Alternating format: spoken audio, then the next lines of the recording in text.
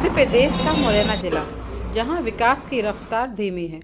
यहां की आंगनवाड़ी कार्यकर्ताएं न केवल बच्चों की देखभाल करती हैं, बल्कि कुपोषण से लड़ाई में भी अपनी अहम भूमिका निभाती हैं। कि जितनी आंगनवाड़ी कार्यकर्ता परेशान रहती है, क्योंकि ना तो वो रो सकती है और ना वो हंस सकती है, लेकिन फिर भी वो काम करती है।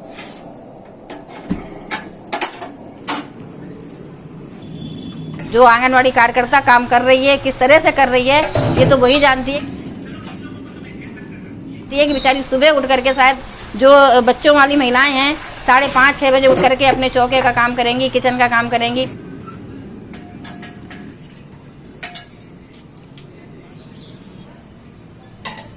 पति अगर घर पे हैं तो खाना बनाएंगी, बच्चों के लिए खाना बनाएंगी। और जल्दी जल्दी में यही होता है कि आंगनवाड़ी कार्यकर्ता खुद खाना खा के नहीं आ पाती है।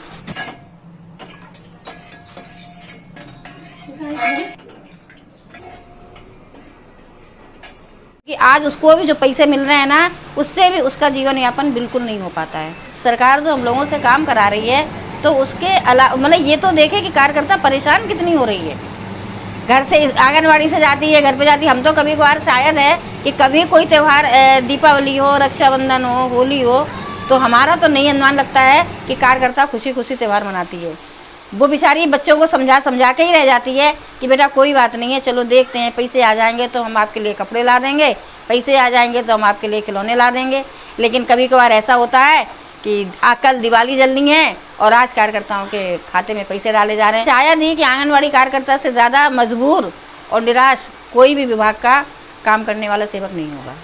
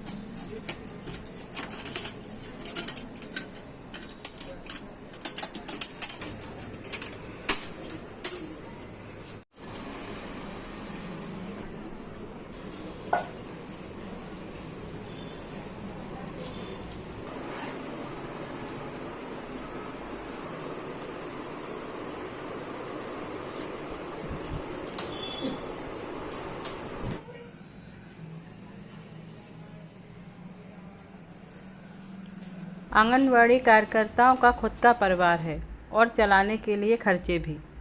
लेकिन जब महीनों तक आंगनवाड़ी कार्यकर्ताओं को वेतन नहीं मिलता, तब वह बहुत ही मजबूर हो जाती हैं और इस स्थिति में उन्हें समझ ही नहीं आता कि वह किस प्रकार से अपने घर परिवार का भरण पोषण करें और आखिर कब तक उन्हें अपने वेतन का इंतज़ार करना पड़ेगा।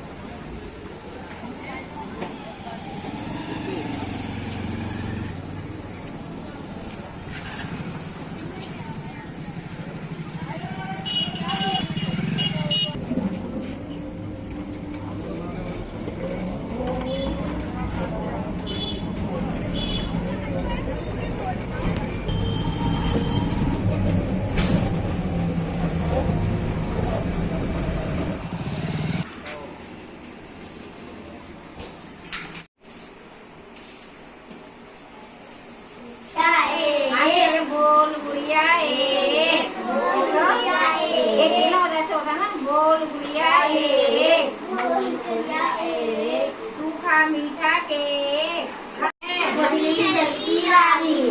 जीवन उसका पानी है, हाथ लगाओ डर जाएगी,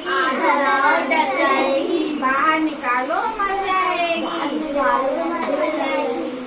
शुरू में 2 रजिस्टर 3 रजिस्टर में काम करना पड़ता था, उसके बाद 5 रजिस्टर हुए, फिर 7 रजिस्टर हुए, 7 से 9 रजिस्टर हुए और आज स्थिति ये है कि आज हमारे पास 12 रजिस्टर हैं।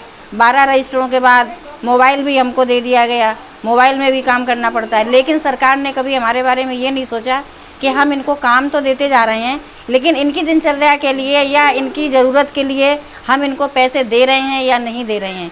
छुट्टियां भी नहीं मिलती हैं, सरकारी छुट्टी जितनी भी लागू कर दी गई, हम लोगों को छुट्टी नहीं मिलती, क्योंकि ये कहा जाता है कि आंगनवाड़ी में बच्चों को पोषण की स्थिति को देखते हुए पोषण आहार दिया जाता है। और पोषण आहार ये कहा गया है कि 365 में 300 दिन देना चाहिए।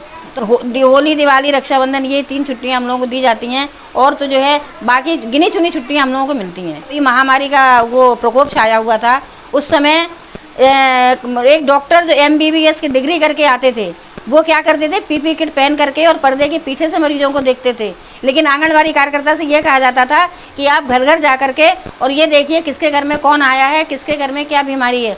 अगर आज एक मजदूरी करने वाला, जो मेहनत मजदूरी करने वाला है ना, उसका भी रेट बंधा हुआ है कि उसको 750 रुपये मिलने हैं कारीगर को, और 500 रुपये पर डे के हिसाब से मजदूर को मिलने हैं। लेकिन आंगनवाड़ी कार्यकर्ता को क्या दिया जा रहा है, आप मुझे बताइए। 13,000 रुपये किस तरीके से उसके ऊपर नियुक्त किए गए हैं। बच्चों को पोषण आहार की व्यवस्था करना है, बच्चों का वजन लेना है, बच्चे अगर कुपोषण की स्थिति में आ रहे हैं तो उनको NRC में भर्ती करवाना है। दूसरी बात, तो हम तो यही नहीं समझ पाते हैं कि हम रजिस्टर में काम करें कि हम मोबाइल पे काम करें। 2017 में मोबाइल दिए गए थे, उसके बाद 200 रुपये इसके बैलेंस के लिए आते थे, लेकिन वो कब बंद हो गए ये हम लोगों को पता नहीं चला। जो 200 रुपये आते थे यही होता था कि मोबाइल के लिए दिए जा रहे हैं, लेकिन अब वो 200 रुपये मोबाइल के लिए भी नहीं दिए जाते। जो हम लोगों को इसके रजिस्टर वगैरह के लिए जो फंड आता था, अब वो पता ही नहीं चलता है। तो उसको निगरानी के लिए हमें उसके गृहभेट के लिए उसके घर पे जाना है, घर पे संपर्क करना है। और इसके अलावा अपने विभाग तो काम तो जो है वो है ही है।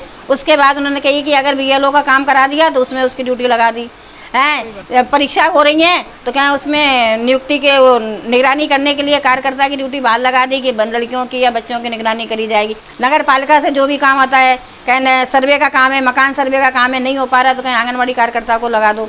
केवल BLO का जो काम करवाया जाता है उसके लिए कहा गया है कि 6,000 रुपये साल इनको मिलने चाहिए, लेकिन 6,000 रुपये साल नहीं मिलते हैं। आज की जो जैसे आज नियुक्ति करी जा रही है, पढ़ी लिखी लड़कियों की नियुक्ति करी जा रही है, तो वो लड़कियां मोबाइल अपने हिसाब से काम कर सकती हैं।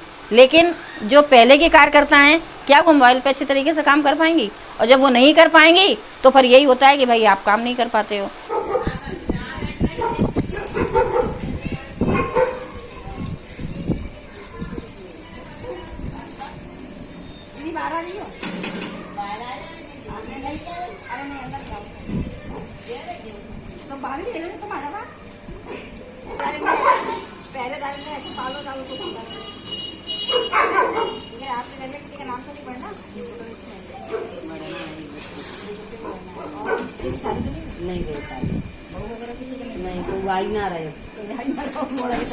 और बहुत से मकान वाली कैसे होते हैं जो कि ये कहते भैया किराया दो और हम नहीं दे रही तो हमारा मकान खाली कर दो। उस समय वो स्थिति आ जाती है कि ना तो एरिया में भाई कमरे नहीं मिल पाते हैं, और कार्यकर्ता इतनी सक्षम नहीं है कि हर महीने वो किराया अपनी तनख्वाह से दे मकान मालिक को। जो 70,000 हमने अभी आपसे क्या कहा, यही तो कहा है ना कि जो 70,000 की तनख्वाह पा रहा है उसको भी दाल 200 रुपये किलो मिल रही है, और कार्यकर्ता जो 13,000 का मानदेय मिल रहा है उसको भी दाल 200 रुपये किलो मिल रही है। तो हमारा तो यही कहने का मतलब आगे या तो हमें उस लेवल पर रखा जाए कि हम अपने बच्चों का भरण पोषण अपनी मानदेय से करें, और नहीं कर सकते तो हमको सुविधा दी जाए। हम लोगों का 9 महीने का किराया रुका हुआ है, 10वां महीना लग गया है। तो हम सभी कार्यकर्ताओं ने ये निर्णय लिया है कि हम लोग आवेदन बनाएंगे, और आवेदन बना के अपनी क्रमबद्ध तरीके से जिला अधिकारी महोदय के पास जाएंगे। संघर्ष करने का ही नौबत आ जाती है कि भाई कभी वो उल्टा सीधा भी बोल जाते हैं। अगर वहाँ से हमारी समस्या का समाधान हो जाता है तो ठीक, नहीं तो हम कलेक्टर महोदय के पास फिर अपनी समस्याओं को रखेंगे। और कुल मिला के कोशिश हमारी यही रहेगी कि हमारी समस्याओं का समाधान हो, हमें किराया समय पर दिया जाए। किराया और मानदेय दोनों समय पर अगर हमको मिल जाते हैं तो ना तो हमारी घर की दिनचर्या रुकेगी और ना हमारी मकान मालिक से वही बहस होने की नौबत भी नहीं आएगी।